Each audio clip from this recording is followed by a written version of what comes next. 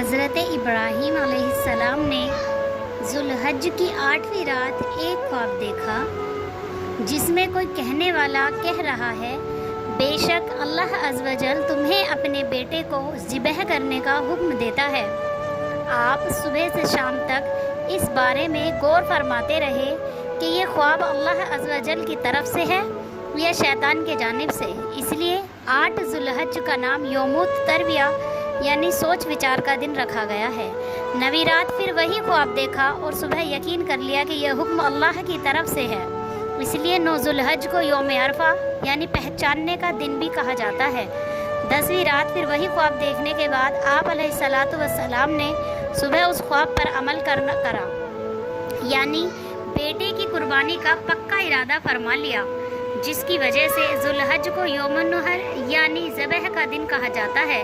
اللہ عز و جل کے اس حکم پر عمل کرتے ہوئے بیٹے کی قربانی کرنے کے لیے حضرت ابراہیم علیہ الصلاۃ والسلام جب اپنے پیارے بیٹے حضرت اسماعیل علیہ الصلاۃ والسلام کو، جن کی عمر اس وقت 7 سال تھی، لے کر چلے، شیطان ان کی جان پہچان والے ایک شخص کی صورت میں ظاہر ہوا اور پوچھنے لگا، اے ابراہیم کہاں کا ارادہ ہے؟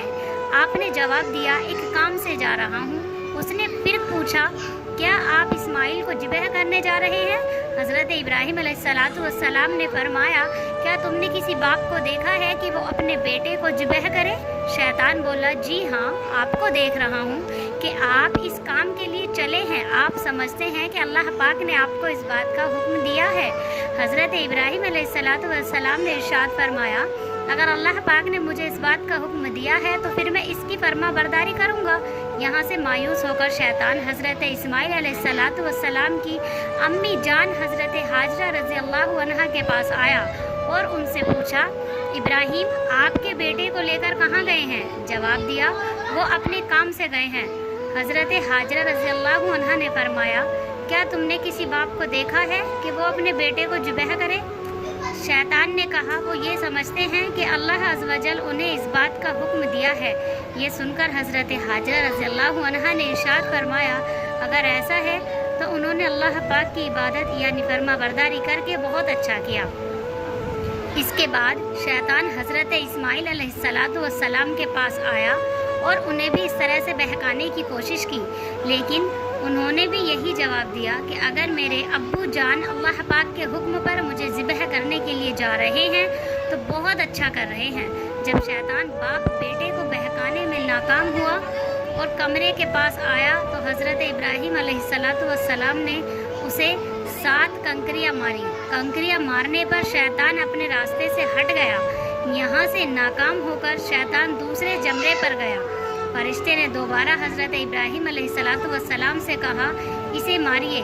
آپ نے اسے 7 کنکریاں ماری تو اس نے راستہ چھوڑ دیا۔ اب شیطان تیسرے جمرے کے پاس پہنچا۔ حضرت ابراہیم علیہ الصلاۃ والسلام نے فرشتے کے کہنے پر ایک بار پھر 7 کنکریاں ماری تو شیطان نے راستہ چھوڑ دیا۔ شیطان کو 3 مقامات پر کنکریاں مارنے کی یاد باقی رکھی گئی ہے۔ آج بھی حاجی ان تینوں جگہ پر کنکریاں مارتے ہیں۔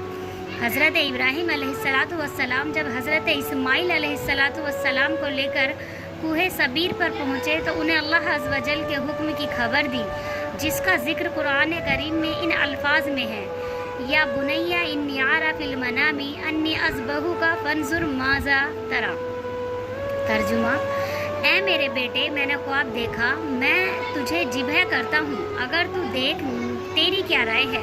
فرما بردار بیٹے نے یہ سن کر جواب دیا، اے میرے باپ، کیجیے، آپ کو جس بات کا حکم ہوتا ہے، خدا نے چاہا تو قریب ہے کہ آپ مجھے صابر یعنی صبر کرنے والا پائیں گے۔ حضرت اسماعیل علیہ الصلاۃ والسلام اپنے والد محترم سے مزید عرض کی کہ ابو جان، ذبح کرنے سے پہلے مجھے رسیوں سے مضبوط باندھ دیجیے تاکہ میں ہل نہ سکوں، کیونکہ مجھے ڈر ہے کہ کہیں میرے ثواب میں کمی نہ ہو جائے، اور میرے خون کی چھینٹوں سے اپنے کپڑے بچا کر رکھیے تاکہ انہیں دیکھ کر میری امی جان غمگین نہ ہو۔ چھری کو تیز کر لیجئے تاکہ میرے گلے پر اچھی طرح چل جائے، یعنی گلا فوراً کٹ جائے، کیونکہ موت بہت سخت ہوتی ہے۔ آپ مجھے ذبح کرنے کے لیے پیشانی کے بل لٹائیے، یعنی چہرہ زمین کی طرف ہو، تاکہ آپ کی نظر میرے چہرے پر نہ پڑے، اور جب آپ میری امی جان کے پاس جائیں تو انہیں میرا سلام پہنچا دیجیے، اور اگر آپ قمیص انہیں دے دیجیے، اس سے ان کو تسلی ہوگی اور صبر آ جائے گا۔ حضرت ابراہیم علیہ السلام نے ارشاد فرمایا، اے میرے بیٹے، تم اللہ تعالیٰ کے حکم پر عمل کرنے میں میرے کیسے عمدہ مددگار ثابت ہو رہے ہو۔ پھر جس طرح حضرت اسماعیل علیہ السلام نے کہا تھا ان کو اسی طرح باندھ دیا۔ اپنی چھری تیز کی، حضرت اسماعیل علیہ السلام نے پیشانی کے بل لٹا دیا اور ان کے چہرے سے نظر ہٹا لی اور ان کے گلے پر چھری چلا دی، لیکن چھری نے اپنا کام نہیں کیا، یعنی گلا نہیں کاٹا۔ اس وقت حضرت ابراہیم علیہ السلام پر وحی نازل ہوئی اور ہم نے اسے نندا فرمائی، اے ابراہیم، بے شک تو نے خواب سچ کر دکھایا، ہم ایسے ہی صلہ دیتے ہیں نیکوں کو۔ بے شک یہ روشن جانچ تھی اور ہم نے ایک بڑا ذبیحہ اس کے فدیے میں دے کر بچا لیا۔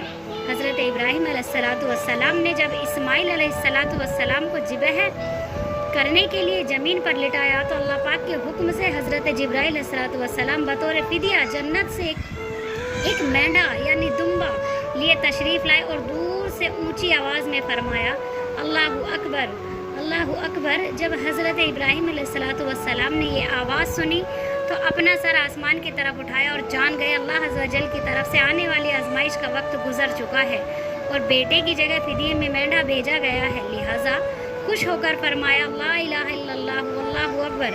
جب حضرت اسماعیل علیہ السلام نے یہ سنا تو فرمایا، اللہ اکبر واللہ الحمد۔ اس کے بعد سے ان تینوں پاک حضرات کے ان مبارک الفاظ کی ادائیگی کی یہ سنت قیامت تک کے لیے جاری و ساری ہو گئی۔ سبحان اللہ، الحمدللہ۔